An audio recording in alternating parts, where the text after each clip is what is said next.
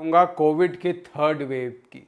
क्या हमारे देश में एक और वेव आ सकता है कोविड का? और आप सोचिए कि हमने जब पहला वेव, जो कि बहुत ज़्यादा नहीं था, चला गया तो कुछ महीनों तक लगा कि हमारे देश में कोविड ख़त्म हो गई है। और सरकार ने तो ऐलान ही कर दिया कि भारत का जो कोविड के साथ भारत ने जिस तरीके से जूझा है, बिल्कुल हमने कोविड को ख़त्म कर दिया, बाकी देशों से बहुत अच्छा कर दिया। और उसके बाद हमने देखा क्या हुआ, सेकेंड वेव आया और कितना एक तरीके से डेडली सेकेंड वेव था। कितने लोगों की मौत हुई है, कितनी तेज़ी से फैला है, कितने लोगों को अस्पताल में जाना पड़ा है, लोगों की नौकरी चली गई, लोगों के हाथ में रोजगार नहीं रहा और साथ में बहुत सारा खर्चा हुआ, मेडिकल खर्चा। तो अब वैज्ञानिक क्या कह रहे हैं? वैज्ञानिक कह रहे हैं कि हम लोगों को तैयार होना पड़ेगा एक थर्ड वेव के लिए। क्या ऐसा थर्ड वेव भी आ सकता है? और अगर आ सकता है तो क्यों?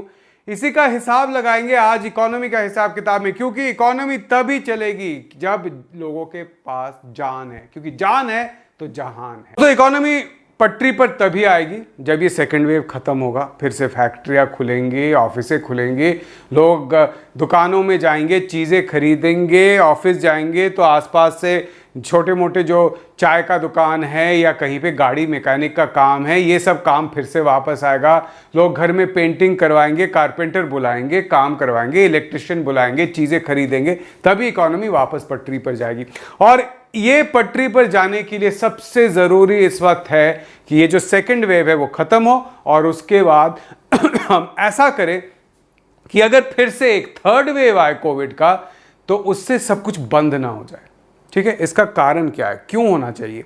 क्योंकि सबसे पहले हमें समझना पड़ेगा कि ये जो वायरस है, कोरोना वायरस, ये म्यूटेट होता है। म्यूटेट होने का मतलब क्या है कि जैसे कि आप सोच लीजिए कि एक आलू का पराठा है ना, आलू के पराठे में कोई अजवाइन डालते हैं, कोई ज़ीरा डालते हैं, कोई प्याज के साथ बनाते हैं तो कोई बिना प्याज के बनाते हैं। तो ये जो आलू का पराठा है, आलू का पराठा ही है, एक में प्याज है तो एक में ज़ीरा है, एक में प्याज नहीं है तो अजवाइन है। तो इस टाइप के अलग अलग आलू के पराठे तो है, लेकिन जो चीज़ है वो सेम है।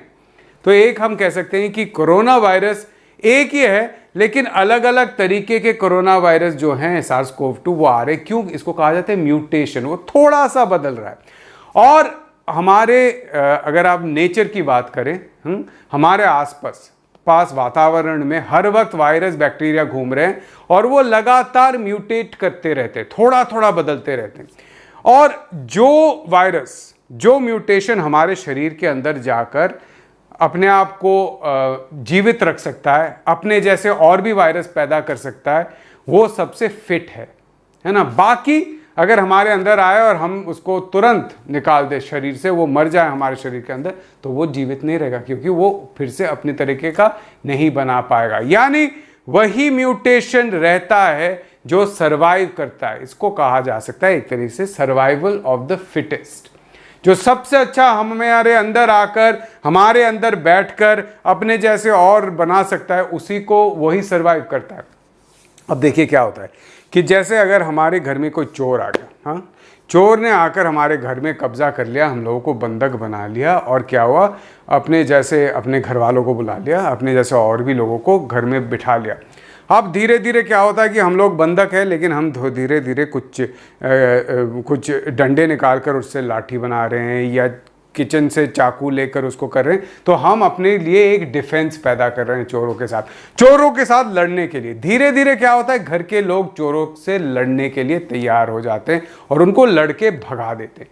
कभी कभी इस लड़ाई में क्या होता है कि घर के लोग मारे जाते हैं, यानी कि बॉडी खत्म हो जाती है। उसी तरीके से जिस तरीके से वायरस आता है तो हमारे शरीर के अंदर जितने एंटीबॉडी नए तैयार होते हैं इस वायरस से लड़ने के लिए, उसको मार कर निकालने के लिए, वो अगर कम हो, अगर वो लड़ ना पाए तो आदमी मर जाता है, सीधी बात है। और अगर वो अच्छी तरह से पनप जाए तो वो निकाल देता है वायरस को, और कुछ दिनों बाद शरीर वापस ठीक हो जाता है। तो क्या होता है कि अगर एक बार आपके अंदर एंटीबॉडी आ जाए, चाहे आप पहले इन्फेक्ट हुए थे इसलिए या आपको वैक्सीन दिया जाए, एक बार आपके अंदर आ जाए तो क्या होगा, अगली बार जब ये चोर आपके घर में घुसेगा तो आपके पास पहले से ही अस्त्र शस्त्र होंगे, पहले से ही अलार्म लगा होगा कि वो आए तो आप जल्द से उसको निकाल सके। आपके ऊपर उतना ज़्यादा चोरी नहीं हो सकती, आपके ऊपर अटैक भी नहीं हो सकता। अब आप सोचिए कि अगर एक घर में या एक कॉलोनी में बहुत सारे घर हैं, हाँ, एक चोर आता है और वो देखता है कि सभी घरों में मैं जाकर चोरी कर सकता हूँ, जो जितनी तेज़ी से चोरी करके निकाल के ले जा सकता है, अंदर से सब कुछ सामान ले जा सकता है।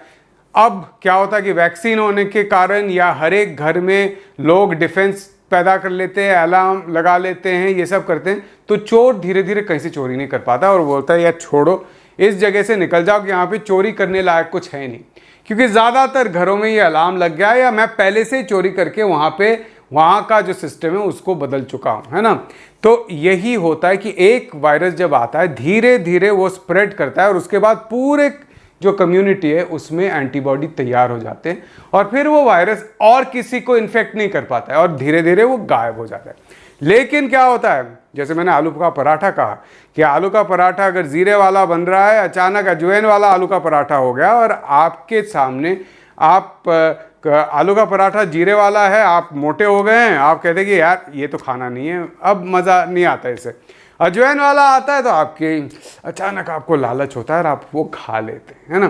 तो उसी तरीके से आप सोचिए कि म्यूटेशन हुआ है वायरस का, तो वो वायरस जब अंदर आपके आता है, आपके एंटीबॉडी उसको पहचान नहीं पाते हैं कि ये वायरस है, क्योंकि वो वायरस थोड़ा सा बदल गया है, तो वो फिर से आपको इन्फेक्ट करता है, आपको करता है, साथ वाले को करता है, ऐसे करते करते जाता है। हाँ, तो ये म्यूटेशन बहुत एक खतरनाक चीज़ है इस कोरोना वायरस के महामारी में। इसी के लिए कहा जा रहा है कि अगर सबको वैक्सीन ना हो, अगर इम्यूनिटी ज़्यादा ना हो लोगों में, तो ये थर्ड वेव आ सकता है। ऐसे थर्ड वेव में ये भी कहा जा रहा है क्योंकि पहले दो वेव में बच्चों को उतना अटैक नहीं हुआ, अगला म्यूटेशन जो हो सकता है बच्चों पर हो। तो कहा जा रहा है कि इस वक्त जो भी हमारे अगले कुछ महीनों में हमें बच्चों के लिए तैयार करना पड़ेगा, हॉस्पिटल बेड तैयार करना पड़ेगा। उनको अगर अफेक्ट हो तो उनके लिए स्पेशल पीडियाट्रिक जिसको कहते हैं बच्चों के डॉक्टर, कोरोना के लिए उनको सोचना पड़ेगा कि बच्चों को क्या क्या दिया जा सकता है। जैसे आप देखिए कि स्टेरॉयड वगैरह जो एडल्ट्स को दिया जाता है या बहुत एक हार्ड स्ट्रॉन्ग मेडिसिन अडल्ट को दिया जाता है, बालिगों को, वो बच्चों को नहीं दिया जा सकता। तो ये सब चीज़ों के लिए तैयार होना पड़ेगा थर्ड वेव के लिए। हो सकता है थर्ड वेव ना आए, लेकिन हमको तैयार होना बहुत ज़रूरी है। इसके लिए ऑक्सीजन बेड बहुत ज़रूरी है।